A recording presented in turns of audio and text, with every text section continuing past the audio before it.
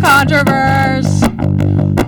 You guys, you will not believe this, but this is actually the final show of 2024, and it actually marks just about a full year of the Contro-Verse. I'm so happy to have you all here as part of this tonight. We're going to have a lot of fun. Somebody's going to eventually change the camera so it's not on Greg's back.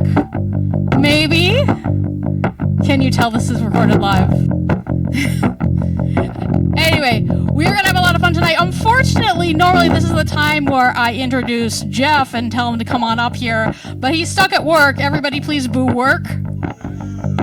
We love having the day job so we can do the fun thing, but also sometimes the day job decides to be a night job, and that's bullshit. Anyway, we're going to have a lot of fun. Chris, if you are ready, everybody please put your hands together for the man who makes sure that the cameras are on and I don't look like I have stage 4 liver cancer, Chrsi Hickey.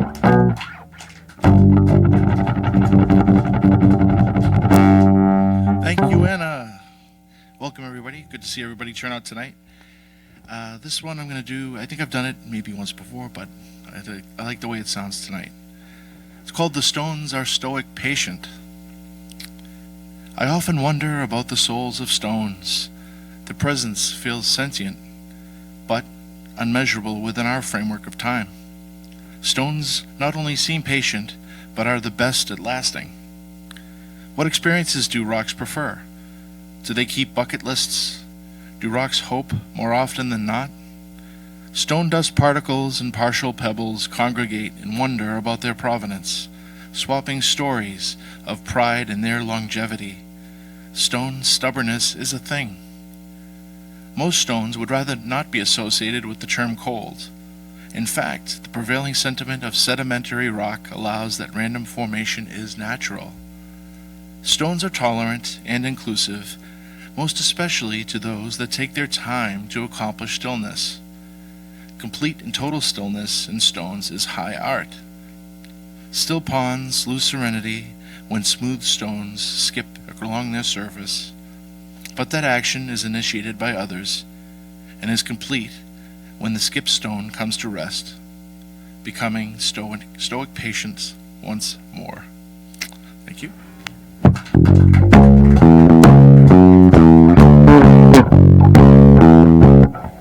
Thank you, Chris. I might be a little overcaffeinated today, which is often a problem when I'm up here, but I hope you all will forgive me if I'm talking too quickly. Hey, Ethan. Yes. Do you have a mic that's on? Yes, I do. That is awesome. Do you have something prepared for today? Yes, I could do something. Maybe we could turn the camera on you and everybody could clap for Ethan Mackler, house bassist and a poet. All right. Now, as we draw to an end of the year,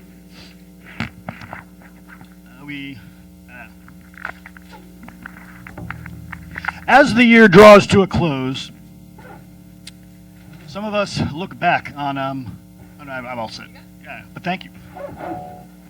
As the year draws on to a close, we think of what this past year has meant. And one of the things was July 4th, and seeing our co-host who isn't here, Jeff, he grilled a whole lot of hamburgers for a whole lot of people, and I wrote a piece about it, and I would like to share this memory with you. It is entitled 792. 792, grilled for the demanding line, so long it curled around the hot concrete. Only one could handle it with the poise in which it was, enduring the hot sun, the scorn of those not with him. 792 patties to be consumed, a stack of cheese at the ready. Was he ready? Indeed he was. Ketchup, mustard, though no mayonnaise was to be found, mere steps away. 792 reasons for this celebration. Slurpee-like substance awaits at another booth. Stack of cheese at the ready. Will the line move slower? School, playground, softball field, talent contest. You know who should have been the victor?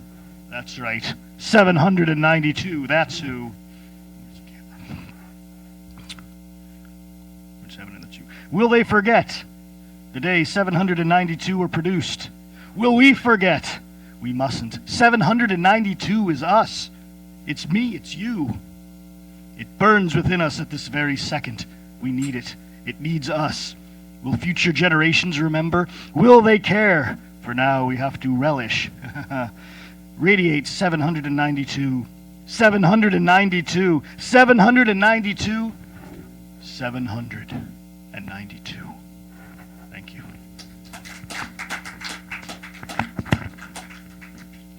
And as we wait for Anna to appear, Anna?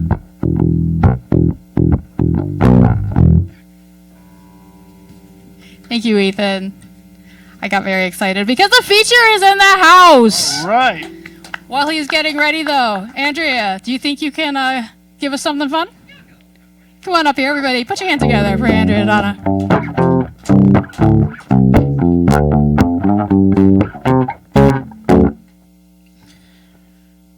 We have to come up with more poems to read on future rounds of the open mic, because if we run out of steam, I get up here and I do the entire catalog of Unabashed Gratitude.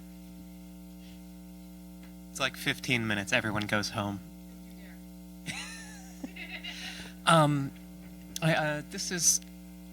wrote it a while ago, but I'm reading it in honor of my roommate, who is currently, I think, wandering up and down downtown Malden in an attempt to buy some last-minute Christmas presents. It's called Poem Ending with Sunrise. Breath and burdens, the city, sinking sun. The cafe where I spent too much and worked too little and left my keys and didn't notice till too late. Locked out of home. Home slid back in its distant seat. I walked a mile, got coffee in a different all-night place. I can relax in a pinch. Why do I wait to have no choice? To not let slip how limply I'll allow a cooling cup, this gentle wooziness? And to whom? Gray threads of light on sidewalk grass return, unspun. I watch through slurring eyes, too quick one moment and the next stuck fast. The sun, the city's lines shape from below. Thank you.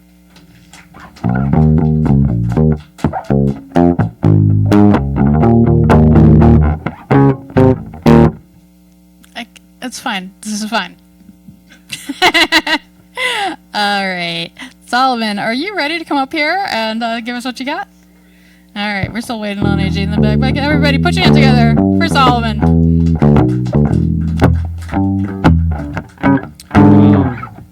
I don't have a name for this yet. I made it 3 hours ago. It's about landmines. I thought about making something about landmines today. But it starts with, the land breathes. It breeds me, breeds you. It breeds what it cannot swallow. The soil is not soil. It is the memory of the footsteps that dared. I see the field. A trapdoor heart beats beneath, pulsing with the war that refused to die. It waits not with anger, but with patience, the patience of something forgotten but not gone.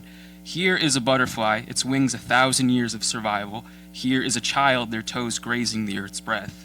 Here is an explosion that never forgives, never explains. The land does not hate you, it only knows how to hold, and it holds the past with teeth, clenched, jagged, unrelenting. To step is to gamble, to live is to bargain with the unseen. The butterfly flits towards an anthill, small architects of survival, building their fragile empire around the iron seed.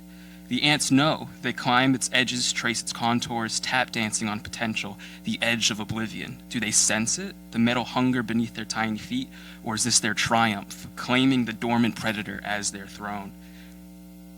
To step is to gamble, to dance is to dare. The butterfly hesitates, as if it too remembers what happens when you press the dimples of the earth. But who left this land with such a mouth, whose hands planted these metal seeds, then harvest the body torn from itself? The land cannot answer, it only breathes, and sometimes burps. The ants march on, the butterfly flies, the child watches, and below the teeth remain. Thank you.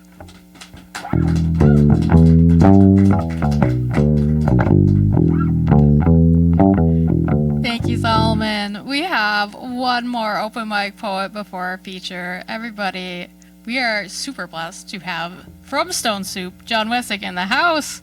Come on, give it up.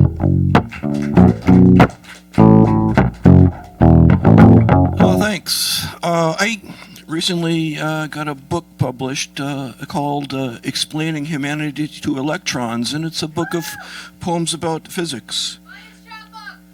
Oh, yes, and buy it. And you know what? I think I might make Anna read one of these. This is called Parable of the Electron Sea, and it starts with a quote from Muriel Rukeyser.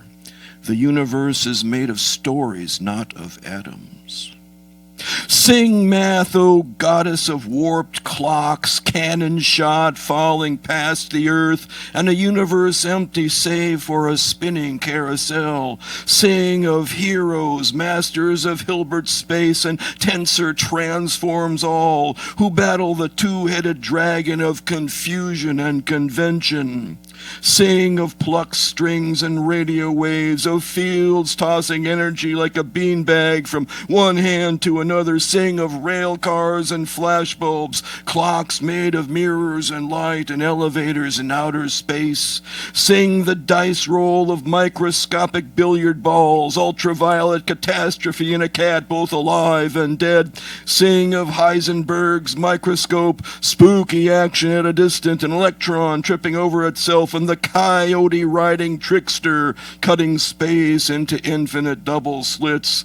Sing the siren pitch of runaway galaxies, of universes as bubbles in a cosmic sea of beer. Sing of gravity ripping radiation from emptiness and the atoms of space-time itself. Sing of equations that yield nonsense, of pencils snapped in frustration, broken marriages, keyboards hurled at walls, and Ludwig Boltzmann dead by his own hand. Sing the will to go on.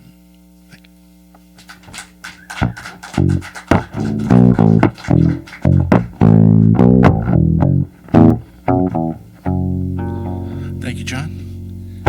It's a pleasure for me to introduce tonight our feature poet. In the mic. I always yell at everybody when I'm in the back. So see, this is a nice little juxtaposition here. So tonight our feature is T.J. Reynolds, and he's a multidisciplined, multiracial artist, musician, and educator. His current series, We Catch the Light, explores his black heritage and seeks to repudiate the omission of black images from the classical canon. His work is currently being shown at the Spencer Museum of Art in Kansas and the Arlington Town Hall in Massachusetts. As a musician and performer, Reynolds has been featured multiple times nationally on NPR, performed spoken word and slams across the country, won rap battles as well as the Moth Story competition. In May 2020, he was featured in an original freestyle rap performance as part of Entropy Festival at the Boston Performing Arts Center. Reynolds currently teaches elementary visual art for an urban public school. Please welcome tonight to the stage, T.J. Reynolds!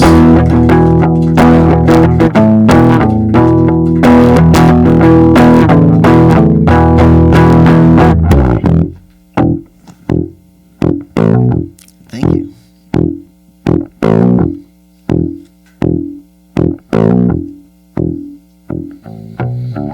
I go off the hook like a sneaky fish, or a phone in which you did not deposit enough cents.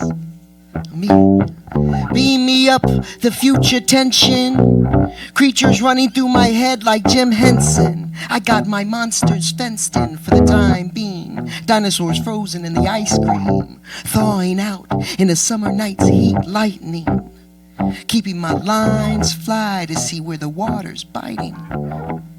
'Cause I don't know what to say next.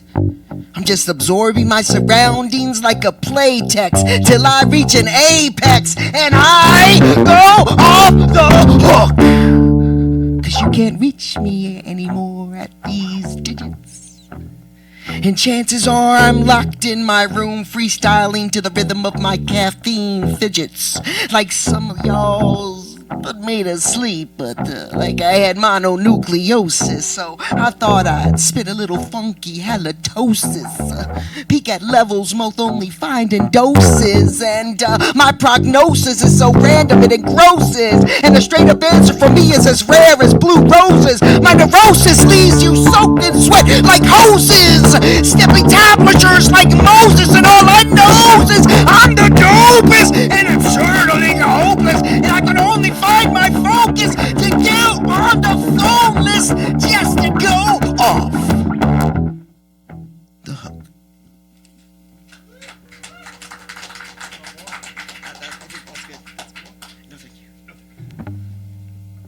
Okay, yeah.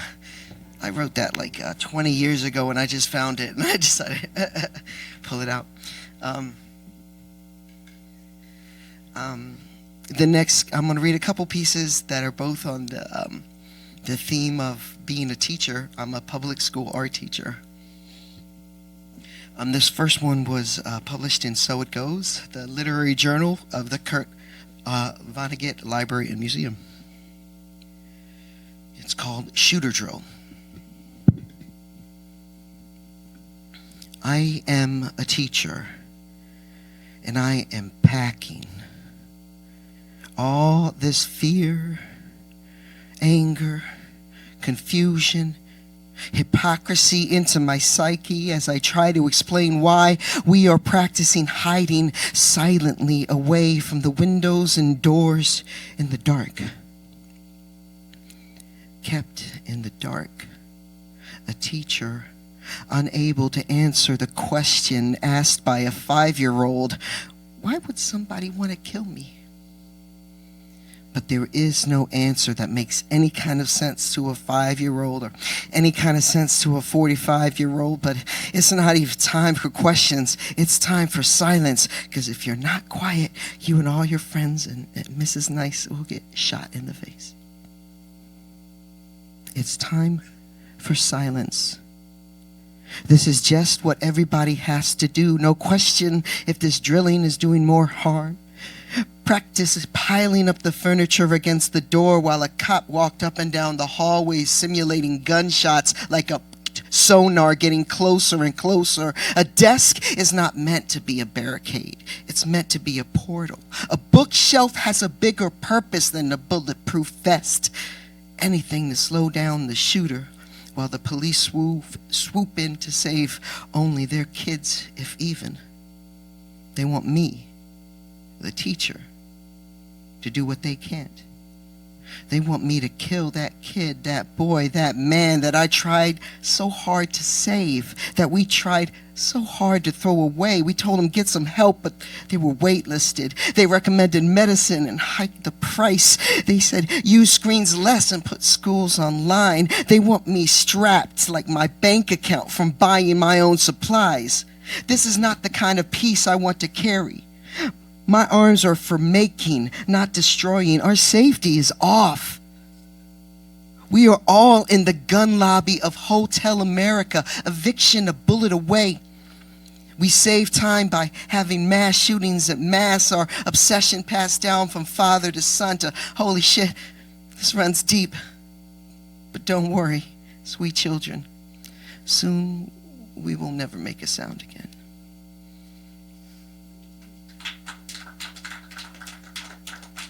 Thank you. How about a hopeful piece? This is about, I'm an elementary art teacher in public school, and this is like my teaching philosophy, I guess you could say.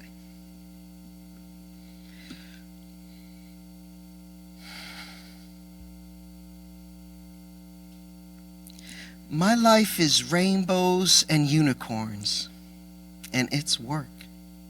At the J.O.B. where little future Fridas and blooming Basquiat sign their name, that's my bottom line. Instead of answering to shareholders, I ask questions as share time. It's not talent. We always had it.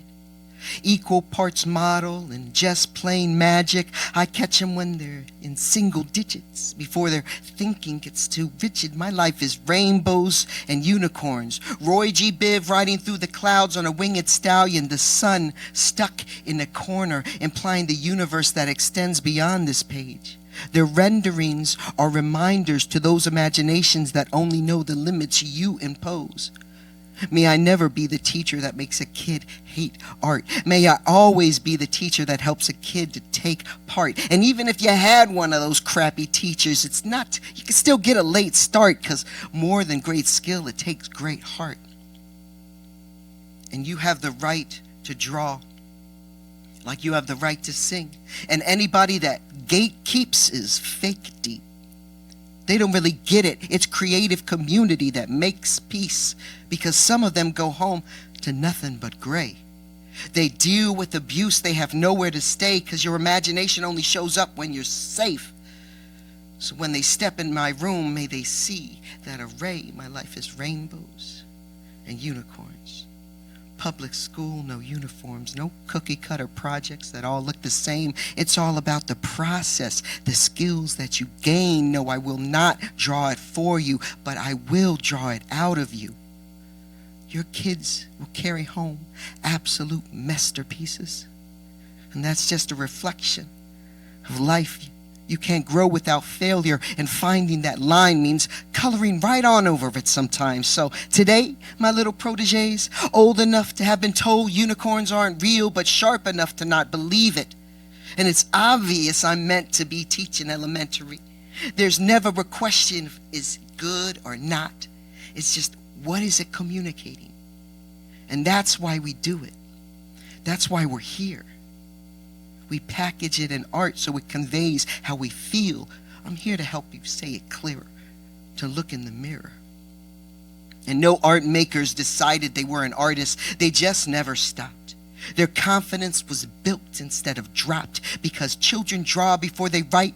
They make up specific hieroglyphics for the worlds they hold inside. But around 4th or 5th grade, the thought starts to invade, which pervades as either encouragement or dismay. And kids think if they can't draw realistic, then they are not artistic.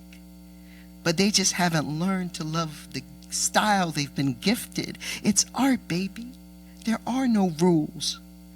Just a few class expectations, but they're the same throughout the school. See, my life is rainbows and unicorns, Spider-Mans and spills. I'm a celebrity in these hallways, and my room is the most chill. I've made a career out of deciphering the riddles and the scribbles. Instead of belittle, just let them be little. Give them the tools and techniques and trust that it'll work out. And that creative confidence will carry on. So for the rest of your life, it won't seem so scary when you let yourself free. For when you draw, you write, you perform, and find your own source of rainbows and unicorns. Thank you.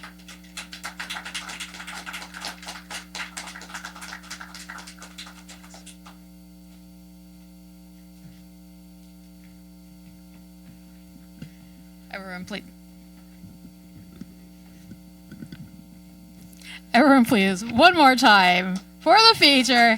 AJ, it was fantastic. Buy his books. Support local artists. Keep the scene alive. We're all hungry. Speaking of keeping the scene alive, also please consider donating money to UMA, because they host us, and they are going to be doing some renovations so the drop ceiling doesn't drop on us, which we really appreciate, very much so. And if we're recording from somewhere that's not here next week, you'll know that they're still doing that. But anyway, for those of you looking on the internet, there's going to be a link here to go and donate money to UMA so they can keep us here and they don't kick us out of the building. And for those of you who are in the building, there's going to be a QR code we'll hand around later. But right now, I've got one more person for the open mic. Robert, are you ready? I love that I haven't been a waitress in over a decade, and I can still get people at the moment when they cannot answer me. I love this skill. You ready? One moment. All right. You got this? All right, come on up.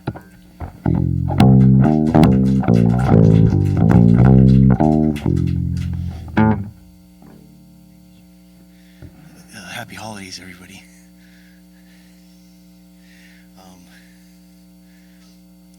sure. Let's see if I can. The title of this poem is Signpost on the Road of Our Indifference by Robert Hayes. When at the intersection of Martin Luther King Boulevard and John F. Kennedy Drive, proceed with caution. Where Abbey Road and Poets Corner converge, yield to pedestrians in crosswalk. At the implausible junction of Woodstock Nation and the Immaculate Conception, come to a full stop. Beware the blues, brothers, for you celebrate Billie Holiday at your own risk. Thus echoed Narcissus. See, Sigmund Freud, objects in mirror are closer than they appear. Warning, being Marilyn Monroe and Princess Diana may be hazardous to your health. Driven from his homeland, Geronimo asked upon entering the general store, Irish need not apply. Why?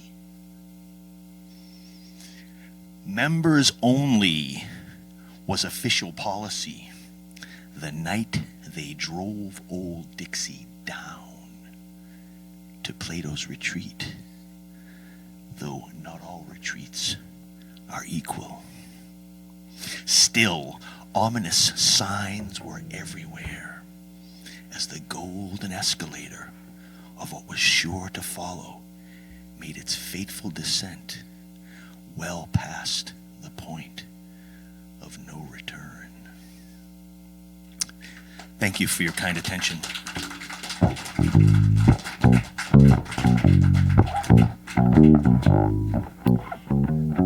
Thank you, Robert. Now, fair warning for those of you who showed up a little late. We did warn folks who were performing that tonight might be a night of silly games. And so I would encourage those of you who did not just hand somebody a poem of yours to find another poet or another victim in the room and hand them something of yours that they can read on the stage without practicing. I will go first because I would be a terrible hostess if I did not subject myself to the same horrors. So this is from Jon Wesick's Explaining Humanity to Electrons, a chapbook that you should buy. And the title, Electrical Engineering Sonnet, is Electrical Engineering Sonnet. I have a piece about electrical engineering. It's great. I'm excited. ATM sonnet, shunt regulation, latch, gain, vernier, band pass, logic race, gate, drain, car now map, demodulation, backplane, cathode ray, JFET, FSK, multiplexer, Nyquist, COMS, OP amp, flip-flop, ground loop, shot noise, decibel, MOSFET, slew rate, surface wave, diode clamp, dead time, O-ring, ASIC, TTL, Colpitts oscillator, linear diode, jump vector, data bus, FPGA, push-pull, output stage, read Soloman code, bootstrapping, hamming weight, CD, MA, noise figure, Schmidt trigger, veracitor, strobe, PNP, NPN, surge current, ohm.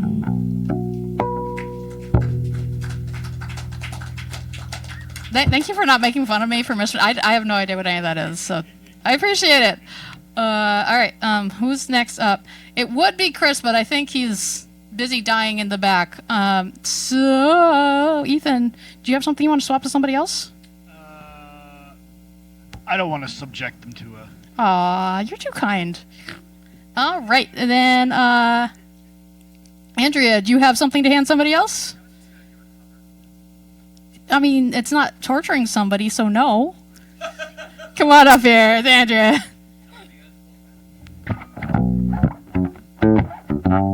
And rest in peace, Chris, I guess.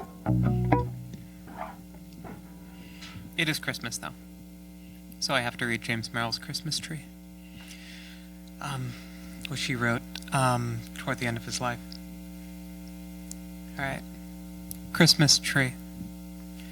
To be brought down at last from the cold, sighing mountain where I and the others had been fed, looked after, kept still, meant I knew.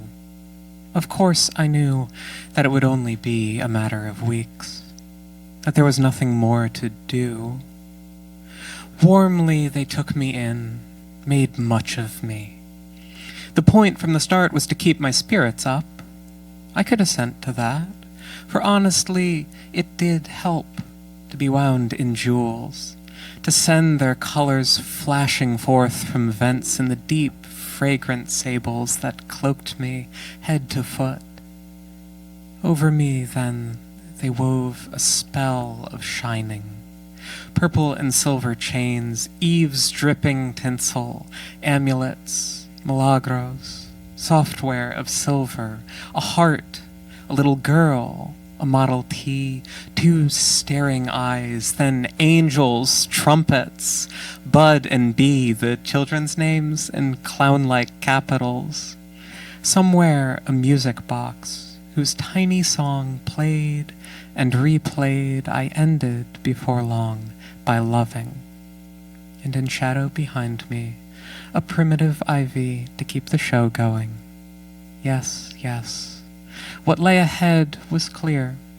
The stripping, the cold street, my chemicals plowed back into the earth for lives to come. No doubt a blessing, a harvest, but one that doesn't bear now or ever dwelling upon. To have grown so thin, needles and bone. The little boy's hands meeting about my spine. The mother's voice, holding up wonderfully. No dread, no bitterness. The end beginning. Today's dusk room aglow for the last time with candlelight. Faces love-lit, gifts underfoot.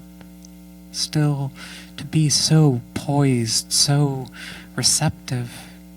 Still to recall, to praise. Thank you.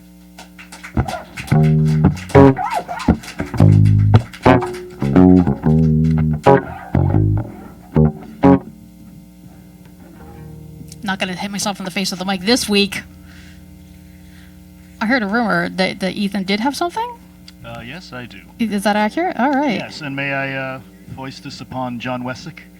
Oh. All right, let's go.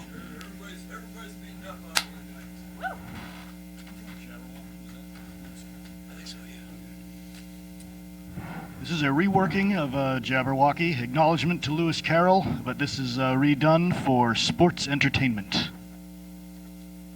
I'll play along with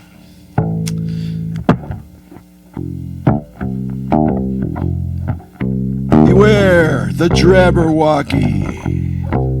'Twas brilling, and the slithy turns did gyre and gimble in the cage. All flimsy were the ring ropes, and the mat it did outgave. Beware the Jabberwork, my son, the jaws that bite, the claws that catch. Beware the juice bird, and shun the flumiest bee show match.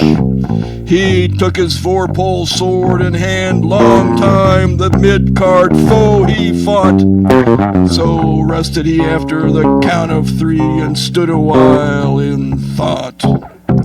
And as the uffish thought he stood, the jabberwork with eyes of flame came whiffling through the tulgey wood, and botched it as it came. 1, 2, 3, 1, 2, 3. And through the vorpal blade went snicker snack. He left it down, and with its head he went galumphing back. And hast thou pinned the jabberwork? Come to my arms, my beamish boy. Oh, finishing move, Calloo Calais. He chortled in his joy, 'twas brillig in the slithy toves. Did gyre and gimble in the cage. All flimsy were the ring ropes, the mat it did outgay.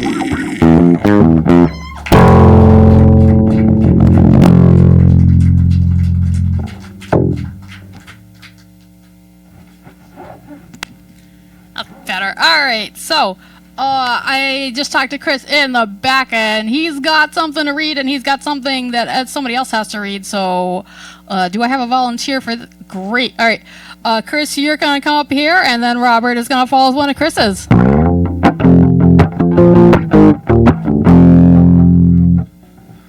This poem belongs to my good friend Anna Geoffroy. Is it really art if it's not made out of scraps? Scrounged from the trash. If you didn't make it when you were supposed to be productively doing something else entirely? Is it really a poem if it isn't scratched on the back of something else? Chicken scrawled frantically before the idea leaves, gnawing at your insides until the day it's freed. Is it really anything if it wasn't born screaming?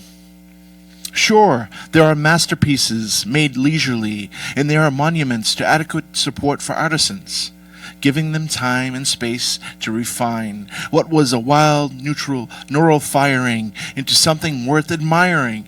And isn't it good to have the breathing room to hone the skill, to become a better mashing materials into a shape of one's choosing, to master meter, metaphor, pitch and tone, to build knife skills and learn the secrets of the kiln?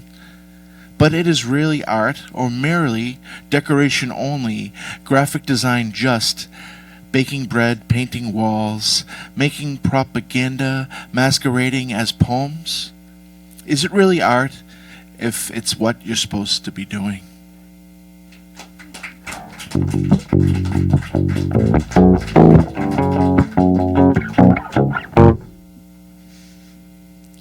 Okay, so for the people at home, like, I know my name is always underneath here, but in the room, nobody says my name. Anyway, Robert, tell me you didn't practice that too much before you got up here. One sec. Yeah, we're doing this live. Come on, it'll be great. Come on up here, everybody. Put your hands together for Robert. Thank you. Oops. Sorry.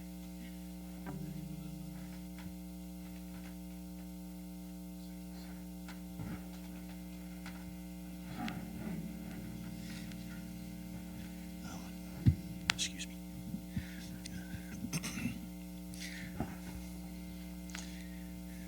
Maybe I'll just do that. Do this. All right. The title of this poem, Chris. I'm sorry, I've lost it again. That's okay. This is part of the poem. This is part of the poem. Right. Good idea. Thank you. The title of this poem is Chaos by Sir Christopher. Don't mistake my stillness for a lack of turmoil wrapped in chaos. I excel at promoting a shiny, happy people expression, shining outward to the world while sitting atop an asbestos raft in an ocean of gasoline on fire, with thousands upon thousands of slings and arrows of outrageous fortune raining down upon me. A relentless onslaught only matched in the strength of a rising anger that will certainly lay waste to the wrong person at the worst time, triggered by insistence beyond all of my power to control once the countdown sequence has commenced, and will fully drain out until all that is seen as good and representative of rationality will evaporate in an instant, and rage against the grinding of my spite, forsaken thirst soaked by sweat and doubts and downward spirals forever swirling about the drain wormhole, pulling me out into a terminal velocity towards an event horizon, pulling me apart and reordering the atoms of my vibrating being until my chaos is neither created nor destroyed, but changed as needed into another form of energy.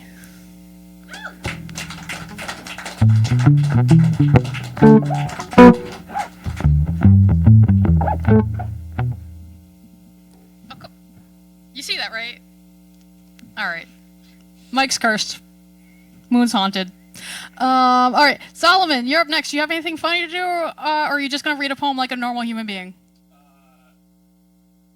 Oh, hot swap. All right, he's got something of Andrea's. Let's go. Thank you very much. I don't see a title for this, but I think it's called We Love a Little Drama, Don't We, Folks? We love a little drama, don't we, folks? We love to spit and spin under the glare of heat lamps that crew swear up and down are only spots and filter cool at that. We love to have to wear the stupid hat. We love to love the hat we're made to wear, and gamely to deliver all the jokes that teach themselves to each upcoming clown. We love it when we're struck between the spokes, to feel the turn of close and closing gears, to feel the unicycle wobble, frown, a lipstick mug soak in this evening's cheers. We love the floor that leaps to catch our palms. We love it as we must, as only fair. Thank you very much.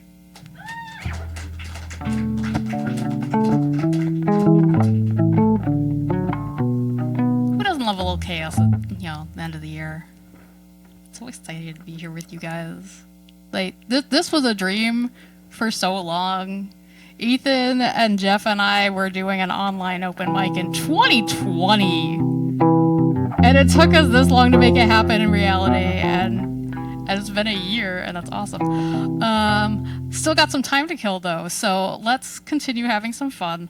I think I'm just going to be mean to one of the audience members, because I can do that. I don't know why they give me power. Like, the lesson of this show is do not give me power. I will abuse it. Tim, you get to pick what you read this time. I gave you 2 books. Pick something. I was so nice to you, comparatively. You don't have to. Get up here. I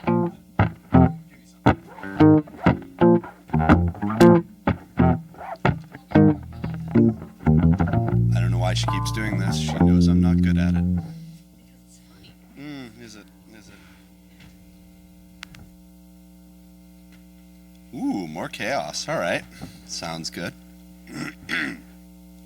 Apologies. All right.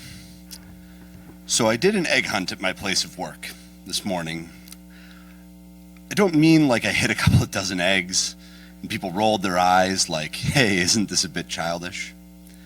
I mean, I got an entire staff of some 30 surgery, kennel, vet techs, and receptionists to go absolutely wild running around our facility looking for 200 plus colorful plastic eggs full of chocolate and Sour Patch bunnies and 1 golden egg with a $10 bill in it. Like one person riding on another person's shoulders to look on top of the high stacked kennels and using leashes as lassos. There was screaming and wild giggling, and I've never seen so many grown-ass women grinning and running around like kids in my life. It was the greatest. Apparently, I am now the morale officer of my workplace, but my boss, who somehow wound up covered in glitter at the end of the day, despite literally none of the eggs having glitter on them, now knows me as the harbinger of chaos.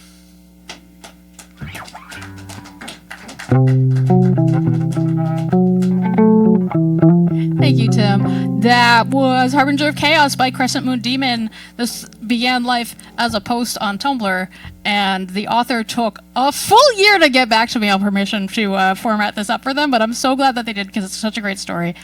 And now I'm going to read you something that I finished in the back just now because everybody likes new shit, right? New shit!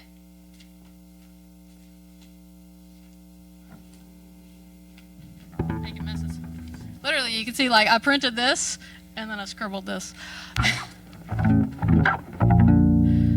This is called Don't Hold Your Breath.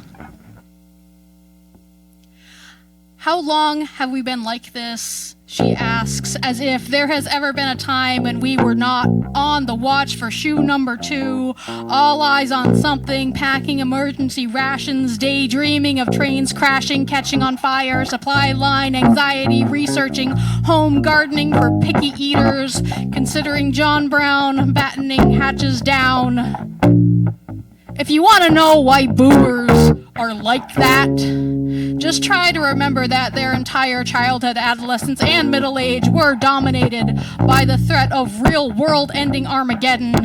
Can we really blame them for being a little dissociable, distractible, compartmented, when their traumatized veteran parents wouldn't speak to them about the horrors, didn't prepare them for the long now, and now, and now, the bomb shelter signs are rusting away, shadowed and shabby next to 5/1s full of one-bedrooms that cost 180 avocado toasts a month minimum. If you want to know why millennials are like that, just try to keep in mind they can still think back to a time before the surveillance state, online hate, shooter drills, red, blue, and black pills, war with East Asia, Room 101, try not to remember, wake them up at the end of September. We used to have futures, shiny and chrome, loving and leaving our blue boat home. Try to remember the world can be kind, and we could have yardbirds and lilacs, all tangerines and peaches, white sand beaches, having a good time, not all the time, just enough to keep breathing. Keep breathing. Don't hold your breath.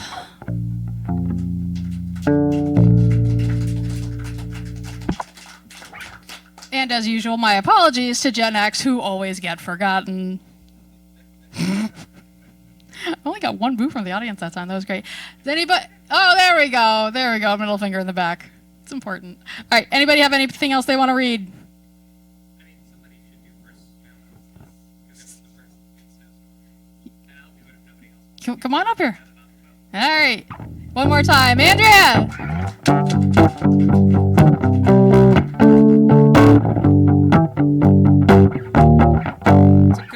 It's a good beginning of winter poem for bad times. You know, not that we'd know anything about that. First Snow in Alsace by Richard Wilbur. The snow came down last night like moths burned on the moon. It fell till dawn, covered the town with simple cloths. Absolute snow lies rumpled on what shell bursts scattered and deranged, entangled railings, creviced lawn, as if it did not know they'd changed. Snow smoothly clasps the roofs of homes, fear-gutted, trustless and estranged.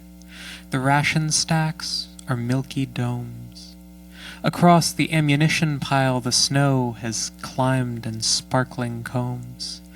You think, beyond the town a mile or two, the snowfall fills the eyes of soldiers dead a little while. Persons and persons in disguise, walking the new air white and fine, trade glances, quick with shared surprise. At children's windows, heaped benign as always, winter shines the most, and frost makes marvelous designs. The night guard, coming from his post, 10 first snows back in thought, walks slow and warms him with a boyish boast. He was the first to see the snow.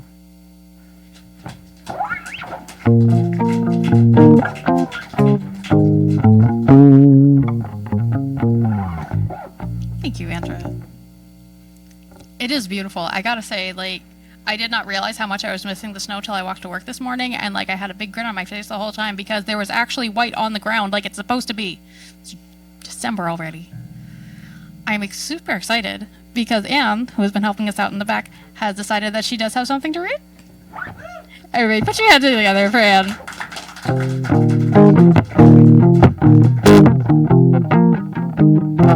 Was not playing. So I have to give a little bit of background. I walk my dog in the woods every day, and there's an older guy that walks his dog, and it turns out he's a poet. He's got to come here some night, working on him. And one day he just stopped me and he read this poem, or he recited this poem from memory. It's not his, but I looked it up and it stuck with me. So it's called A Brief for the Defense by Jack Gilbert. Sorrow everywhere, slaughter everywhere. If babies are not starving someplace, they are starving somewhere else with flies in their nostrils. But we enjoy our lives because that's what God wants.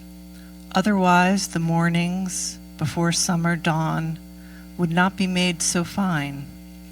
The Bengal tiger would not be fashioned so miraculously well.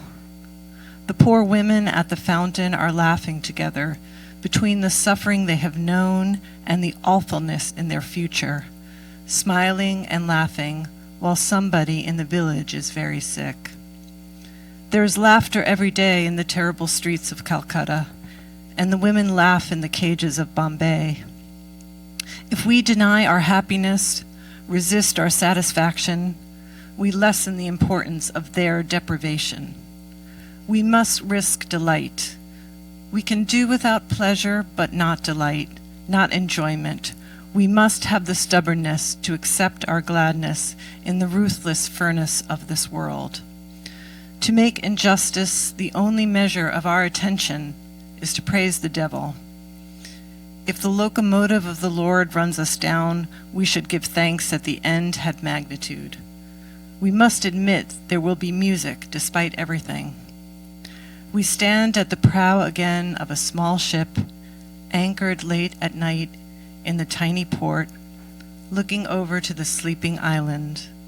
The waterfront is 3 shuttered cafes and 1 naked light burning.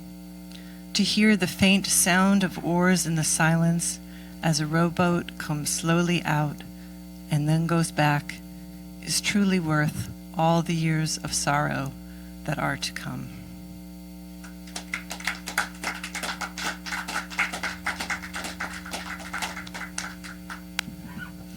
Thank you, Anne. I'm excited. We got a lot of covers tonight. I did see one more hand, John. You got one more thing? You want to come up here and do one more thing? One more time for Jon Wesick. So, the late Steve Cowett was kind of the grand old man of poetry in San Diego. And he didn't like many of these physics poems. So I wrote this one to make fun of him. He liked this one. It's called Subatomic Poetry Workshop. After the muons and electrons critiqued each other's work, a strange quark presented a poem called The Road Not Taken. "Stop right there!" the teacher shouted before the quark finished the first stanza. "With all your abstractions, you lost the reader in the very first line. Road, woods, these take trillions of us acting in complex ways no one can visualize. And yellow, no one here has experienced yellow outside some textbook having something to do with sodium atoms. Ground your poems in images based on immediate experience, clouds of probability, the momentum kick you feel when exchanging gluons, the wearying drag of the Higgs field, and the collapse of the wave function, the kiss of a virtual photon in the roiling vacuum." A studious muon raised her hand. "Instead of calling it The Road Not Taken, how about the quantum state not measured. Now that's what readers respond to, the teacher said. How could we rewrite the opening lines? Two states existed in linear superposition, and sorry I could not measure both, with result to arbitrary precision, as nature made a statistical decision separating real from quantum ghost.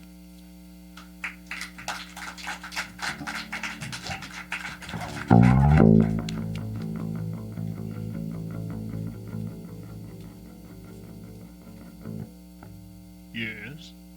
That sounds like you think we're done. Yeah. Are we not? We're just about done here yet. Go ahead.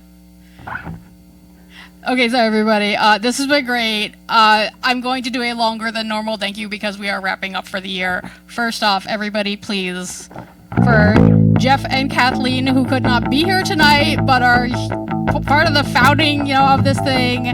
Jeff stuck at work. Kathleen will be getting to get better. Please put your hands together for the producers. Chris in the back, Chrsi Hickey has been amazing. He is the only reason the cameras are working. My husband, who does not want credit, but he's in the back too, and he's very mad at me for saying that. And thank you so much. James, who is off in here. Osa, everybody at UMA who has made this possible. Thank you so much for giving us this stage. Thank you for not kicking us out of the building. Everybody's here tonight. Our feature! AJ, one more time for the feature! This is amazing! And we do have past features of the house, Andrea. Thank you. John, thank you. This has been so exciting, you guys. I cannot wait to do another year of this. This has been the Contro-Verse Open Mic. We are at 145 Pleasant Street in Malden, UMA, every second and fourth Monday until such a time as they kick us out of the building or we don't want to be here anymore. Have a good night!